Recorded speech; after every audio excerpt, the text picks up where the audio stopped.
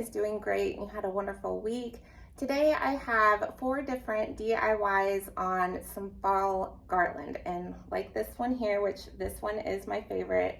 I do tend to go towards more traditional colors for the fall season, but I know not everyone's the same. So hopefully you'll be able to find one of the garlands that you do like. I try to do some neutral tones and just some different styles for you. And I loved how each of them turned out, but I love this thing.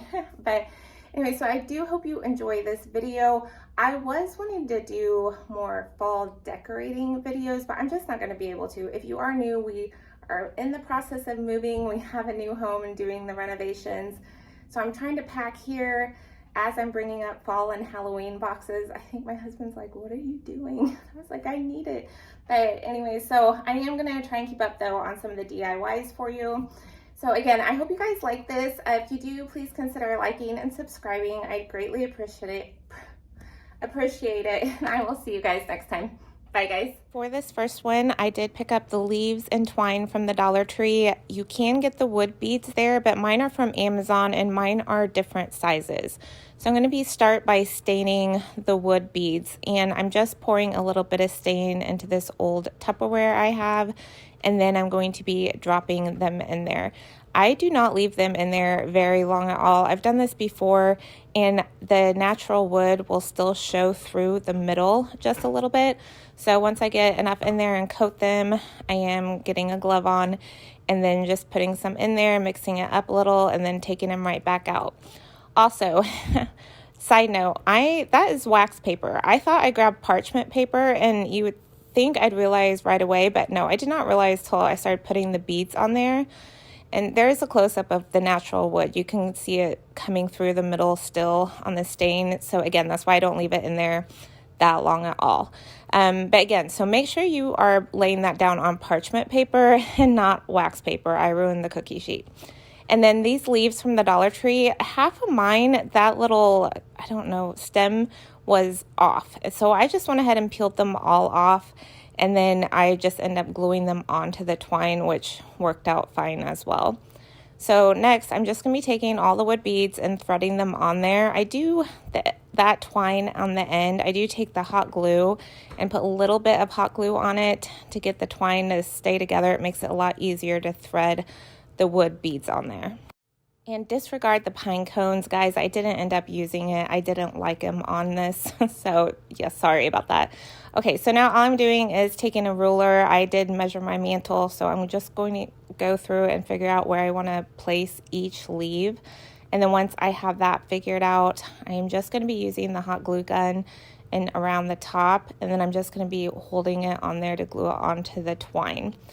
And careful when you do this. I feel like I have no fingerprints left on my fingers from the hot glue, but they do have covers you can get for your fingers. So just be careful not to burn yourself because that is hot. But again, just gluing the leaves on there. Then I decided to go ahead and use the orange leaves as well. I thought it needed a little something, and I am pulling that burlap, the brown one, down just a little bit so you can see the orange behind it a little bit better.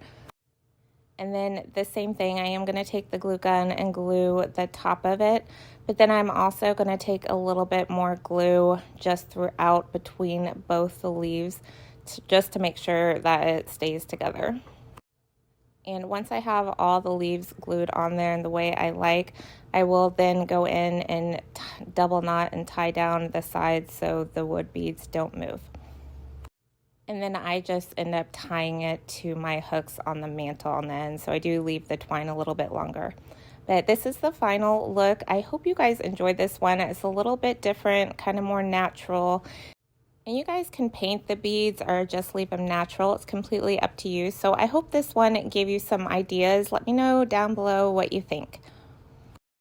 For the next garland, it is going to be similar to this. It's going to be another beaded garland, but I wanted to do a little bit differently for you. It's going to have a more natural look. Again, most of this supplies from the Dollar Tree, but my beads are from Amazon and they're different sizes.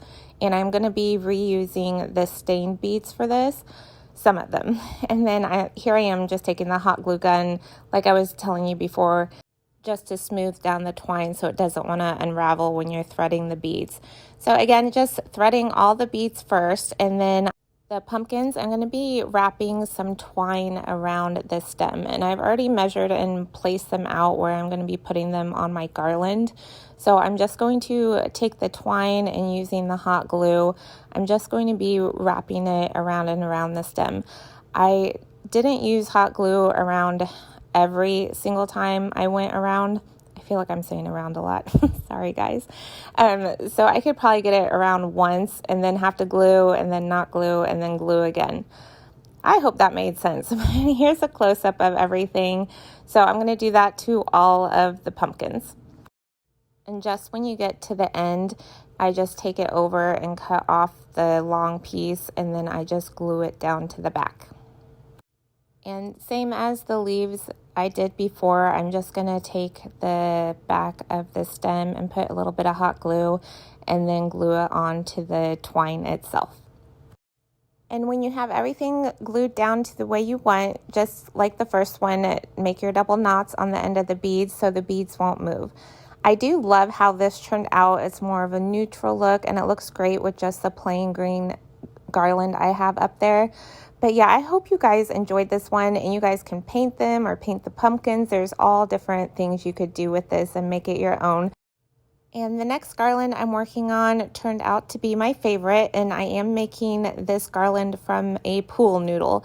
And my mantle, because we live in an 1850s farmhouse, it has nails in it, it has all kinds of holes. It's original.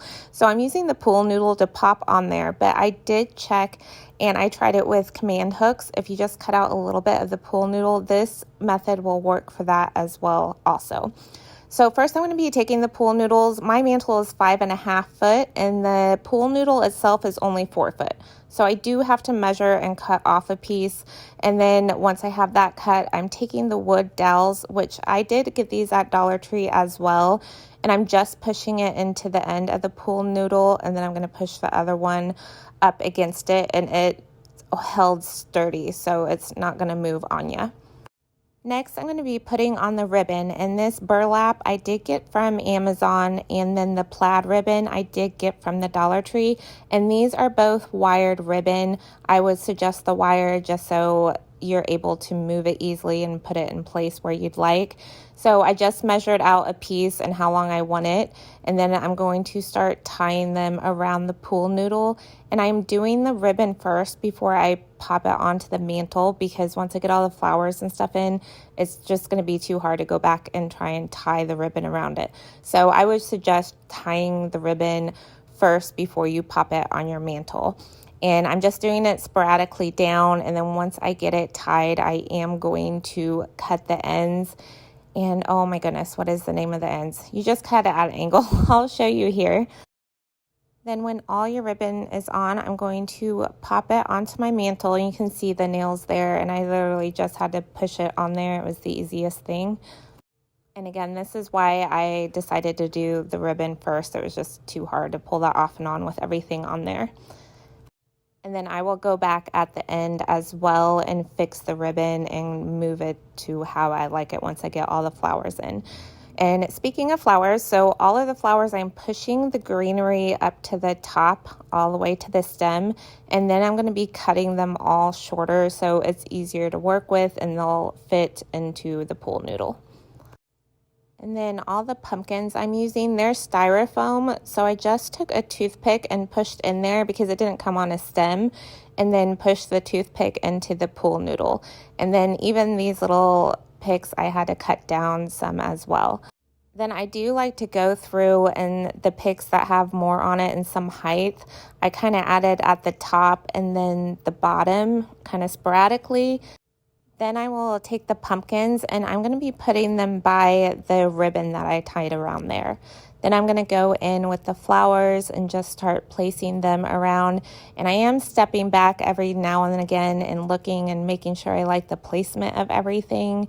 And then I even go in at the ends, make sure all those are covered so you can't see. And I love how I did not have to use any hot glue on this project, so it's going to be really easy to change out for the holidays. So I'm excited about that. And I think altogether it was roughly about $20 or $25 for this, which I do not think is bad at all for a 5.5-foot piece of garland. So Michael's and Hobby Lobby are really expensive to try and get something to look this full. So you guys will have to let me know what you think down below, but I absolutely love this. It's still up and it's going to stay up. So let's get on to the next one.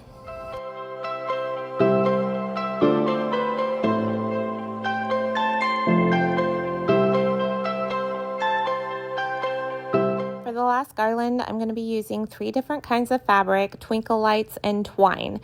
The fabric you can all get from the Dollar Tree, but only one of my fabrics from the Dollar Tree, and then the all brown one is from Walmart. And this burlap ribbon, this is not wired. This is from Amazon. But I'm going to start cutting it in strips, and then I was trying to decide how long I wanted the strips, and I was trying to make little knots to see how I wanted, but I ended up coming up with around 10 inches long, and then anywhere from like 1/2 inch to 1 inch wide. So once I figured it out and cut this piece down, I just used this piece to measure out all of the other fabric. I didn't want it symmetrical, and the burlap is going to kind of tear, or looks like it's coming apart a little bit, but that didn't bother me at all. I didn't want this look to be like straight and crisp. I wanted a messy, natural look. I hope that makes sense.